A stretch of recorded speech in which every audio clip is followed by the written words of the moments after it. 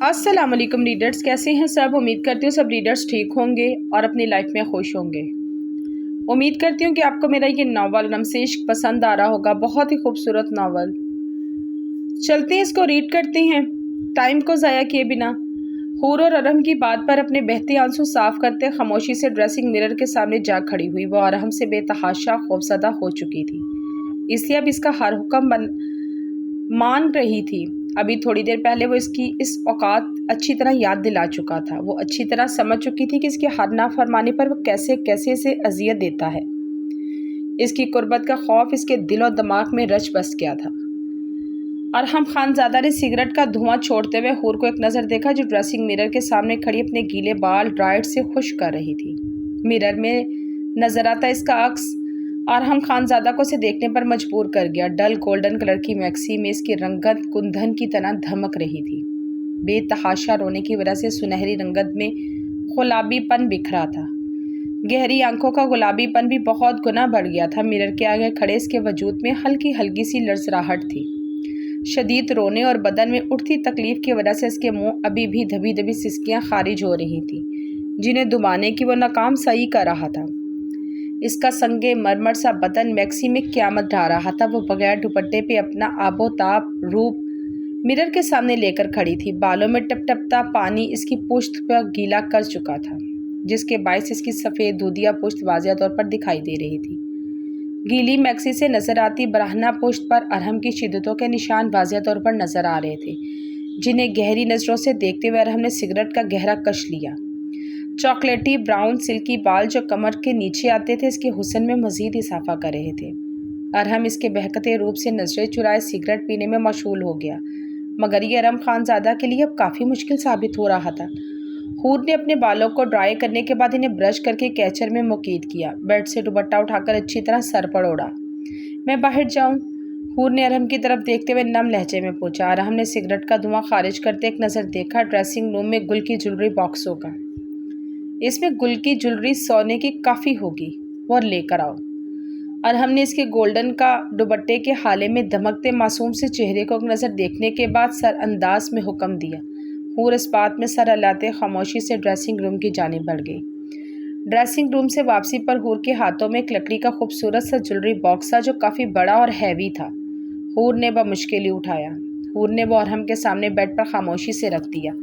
वो नजरें झुकाए अरहम के सामने खड़ी थी। अरहम ने इसकी झुकी लरसती घनी पलकों के जुम्बिश को बगौर से देखा, जिस पर शबनम ठहरी थी, जो दिल करता था इससे पहन लूँ।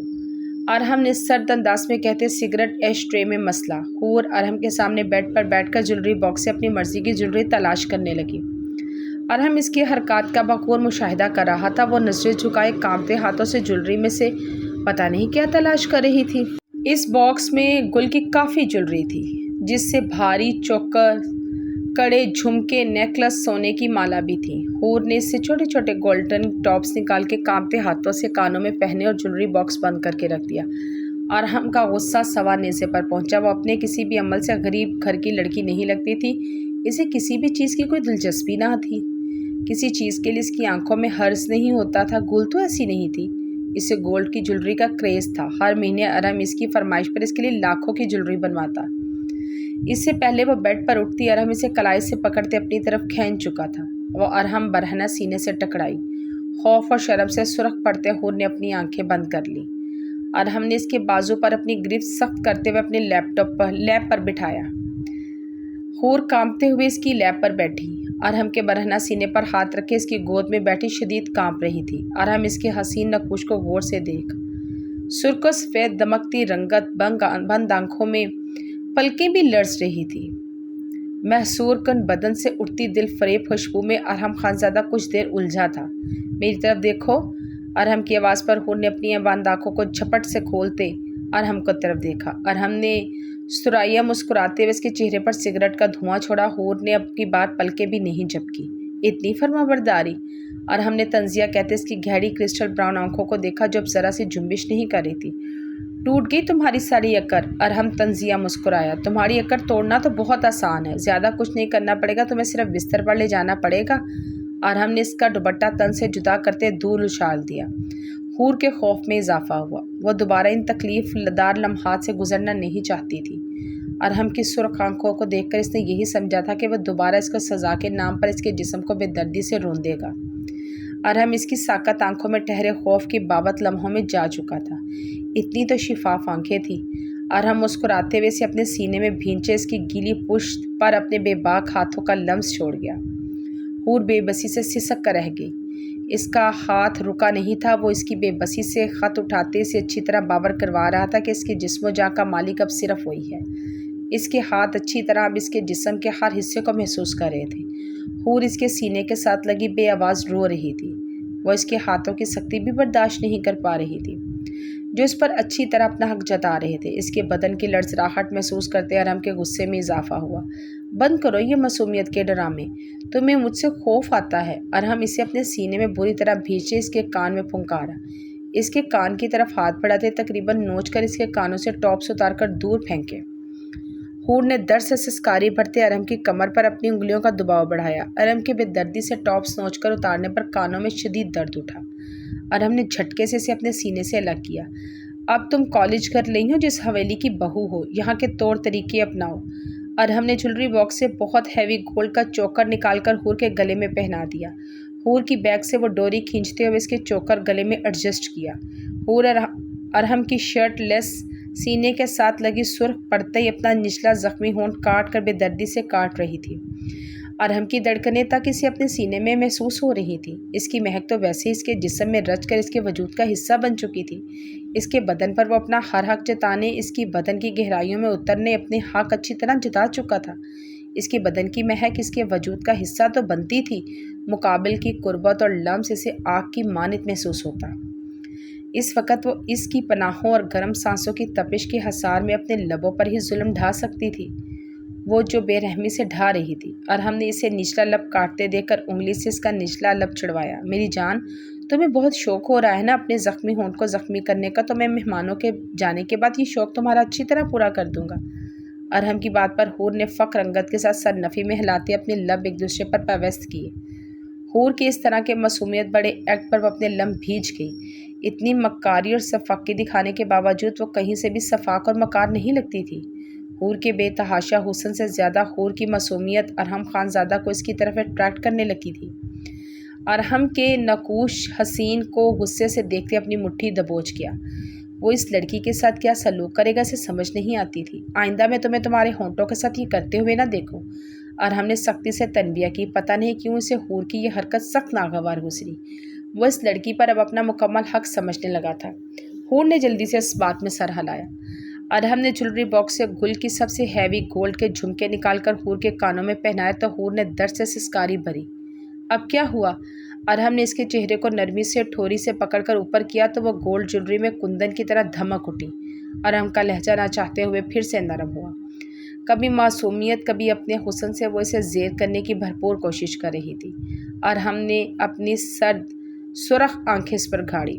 گلے میں چوکڑ، کانوں میں بڑے بڑے جھمکے، اتنی سی ہی تیاری سے اس کا روپ بہت خوبصورت لگ رہا تھا۔ مجھے عادت نہیں اتنی ہیوی جولری کی، مجھے گولڈ سوٹ نہیں کرتا۔ حور اپنے کانوں پر ہاتھ رکھ کر سسک پڑی۔ اس کے چہرے سے صاف ظاہر تھا کہ اس کے کان ہیوی جھمکوں کا بوجھ برداشت نہیں کر پا رہے، مگر وہ ارحم کے ڈر سے اتار نہیں رہی تھی۔ اچھا، گولڈ کی عادت نہیں ہے تو کیا ڈائمنڈ پہننے کی عادت ہے؟ ارحم اس کے خوبصورت چہرے کو دیکھ کر مسکرایا۔ ہاں، ڈائمنڈ پہننے کی عادت ہے، حور نے بھیگے لہجے میں کہتے اپنے آنسو صاف کیا۔ ارحم کا ہر طنز اسے بہت تکلیف دیتا، نہ چاہتے ہوئے بھی اس کا لہجہ شکوہ گناہ ہو جاتا۔ وہی ڈائمنڈ جو تمہیں تمہارے چاہنے والے دیتے تھے۔ ارحم کی بات پر حور نے زخمی انداز میں ہچکی لیتے ہوئے ارحم کو دیکھا۔ ایسے مت دیکھو میری جان، یہ ایٹیٹیوڈ تم پر سوٹ نہیں کرتا۔ ساری عمر تمہارے باپ نے تمہیں جو ڈھاٹ بانٹ کر پالا ہے، جو ٹھن کھانے والی لڑکی کو یہ نخرہ سوٹ نہیں کرتا۔ ارحم کے زہریلے لہجے پر حور نے ارحم کو ایک نظر دیکھا جو شعلہ بار نظروں سے اسے گھور رہا تھا۔ حور نے اس کی نگاہوں کی تپش سے سہمتے ہوئے نظریں جھکائی۔ وہ خاموشی سے ارحم کی گود سے اٹھی، ڈریسنگ مرر کے پاس جا کر کھڑی ہوگی، اپنے زخمی انگوٹھے پر پٹی لپٹی ہوئی کو دیکھا جو گیلی ہونے کے باعث تقریباً کھل چکی تھی۔ حور نے وہ پٹی بے دردی سے کھینچ کر اتار دی۔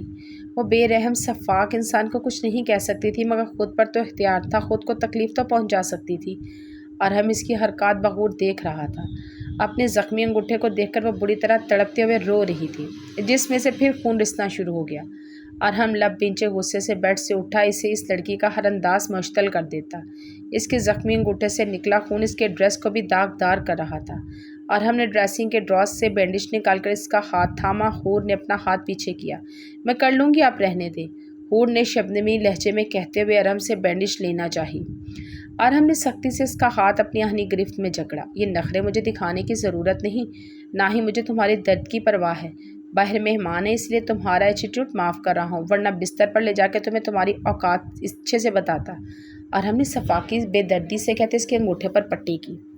کاش یہ زخم میرا ناسور بن کر میری جان لے لے، حور نے بیگی لہجے میں کہتے ہوئے اپنا دوپٹہ ٹھیک کیا۔ اتنے درد اور تکلیف کے مقابل کا حکم اس کے لیے معنی رکھتا تھا۔ ناسور تو بنے گا تمہارا پورا وجود، جب قطرہ قطرہ میں تمہیں درد دوں گا۔ اور ہم نے مسکراتے ہوئے اس کے گال پر نرمی سے ہاتھ رکھا۔ حور نے ہچکی لیتے ہوئے ارحم کو دیکھا۔ اب یہ ہچکیاں بند کرو، اچھا سا میک اپ کر لو، ان آنکھوں میں کاجل لگاؤ، رو کر تم نے اپنی خوبصورتی آنکھوں کا حشر بگاڑ لیا ہے۔ مہمانوں کے سامنے تمہاری آنکھوں سے مزید آنسو نہ نکلیں، ان لبوں پر صرف مسکراہٹ ہو۔ اور ہم نے اس کی ٹھوڑی نرمی سے تھامتے سرد لہجے میں حکم دیا تو حور اس کی آنکھوں کے سرد پن سے گھبراتے ہوئے، نہ چاہتے ہوئے بھی جلدی سے اس بات میں سر ہلا گئی۔ ارحم کا ڈر خوف اس کے انگ انگ میں سماتے اسے ہر حکم ماننے پر مجبور کر گیا۔ گڈ، میک اپ کرو، مجھے ہمیشہ تمہارے ہونٹوں سے صرف جی کا لفظ سننا ہے، باقی جتنے لفظ تمہارے منہ سے نکلیں گے تمہاری مشکلات بڑھا دیں گے۔ ارحم کہتے ہوئے صوفے کی جانب بڑھتے اس پر بیٹھ کر حور کو دیکھنے لگا، جو باقاعدہ کانپتے ہوئے بری طرح سسک رہی تھی۔ حور نے کانپتے ہاتھوں سے لپسٹک اٹھا کر لبوں پر لگانی چاہی۔ بند کرو یہ سسکیاں، ارحم سرد انداز میں دھاڑا۔ پچھلے 1.5 گھنٹے سے یہ سسکیاں سن رہا ہوں، اب ناگوار گزرنے لگا یہ ساؤنڈ۔ حور کی خوف سے سسکیاں تھم چکی تھی۔ ارحم صوفے کی پشت کے ساتھ ٹیک لگائے آنکھیں موند گیا۔ جانتا تھا مقابل اپنا سانس تک روک دے گی مگر سسکیاں نہیں بھرے گی۔ وہ صوفے کی پشت کے ساتھ ٹیک لگائے اپنا ہاتھ کا مکہ بنائے ہلکا ہلکا اپنے ہونٹوں پر مار رہا تھا۔ حور نے ڈرا سے کاجل نکال کر اپنی آنکھوں میں اچھی طرح لگایا۔ اب میں جاؤں؟ حور نے ارحم کو دیکھتے پھر سے اجازت چاہی۔ جاؤ، مجھے تمہاری کوئی شکایت نہ ملے، اگر مورے یا پھر کسی کو بھی تم سے کوئی شکایت ہوئی، وعدہ ہے تم سے آج کی رات تمہاری آخری ہوگی۔ ارحم نے آنکھیں کھولتے صوفے سے ٹیک لگائے اوپر سے نیچے گھورتے سرد نظروں میں تنبیہ کی۔ حور اپنی بیگی آنکھیں بے دردی سے رگڑتے کمرے سے باہر نکل گئی۔ حور کے جانے کے بعد ارحم نے سگریٹ سلگا کر لبوں کو لگایا۔ زہلے ابریش کے کمرے میں داخل ہوئی تو اندر کا منظر دیکھ کر حیران رہ گئی۔ ابریش کا دوپٹہ زمین پر پڑا تھا، تمام جویلری ابریش نے نوچ نوچ کر اتار کر پھینکی تھی۔ زہلے کو دیکھ کر ابریش نے غصے سے اپنے ماتھے کی بندیاں نوچ کر زہلے کے قدموں میں پھینکی۔ یہ کیا بدتمیزی ہے ابریش؟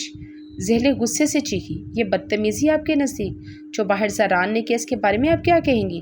ابریش زہلے سے بھی زیادہ اونچی آواز میں چلائی۔ آہستہ بولو ابریش، باہر کتنے مہمان ہیں، کیوں تماشا بنا رہی ہو؟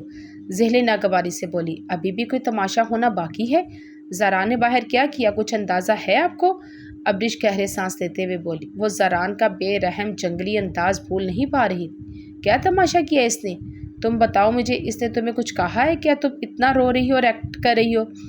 زہلے کی بات سنتے ہی ابریش نے بیگی نگاہوں سے زہلے کو دیکھا، جو ابھی بھی زران کی سائڈ لے رہی تھی۔ ماما، اس نے اپنے ہی کزن کو اپنی بہن کے شوہر کو جانوروں کی طرح مارا پیٹا ہے۔ آپ نے دیکھا اس کو اپنے کسی رشتے کا کوئی بھی لحاظ نہیں، سب اس سے کتنا ڈرتے ہیں۔ کسی کی ہمت اتنی نہیں ہوئی تھی کہ آگے بڑھ کر اس کو کوئی روک سکے۔ وہ اجنڈ گوار نہیں، ایک جنگلی اور وحشی انسان ہے۔ ابریش اپنے بال نوچتے ہوئے حلق کے بل جھکی۔ ابریش یقیناً اس میں غلطی بابر کی ہوگی، اسے زران نے سے مارا ہوگا، ورنہ زران بہت سلجھا ہوا اور اچھا انسان ہے۔ زہلے نے ابریش کی حالت دیکھتے اس بار نرمی سے کہا۔ اس کا پورا جسم شدت گریہ سے کانپ رہا تھا، وہ گہرے گہرے سانس لیتے بمشکل ہی خود پر قابو پا رہی تھی۔ ماما، کوئی بھی انسان غصے میں اپنی اصلیت ظاہر کرتا ہے جو وہ ہوتا ہے۔ زران ایک مرتبہ نہیں کئی مرتبہ اپنے آپ کو ظاہر کر چکا ہے جیسا وہ اصل میں ہے۔ اسے کسی رشتے کا لحاظ نہیں، اس کی ماں تک اس کے سامنے بول نہیں سکی۔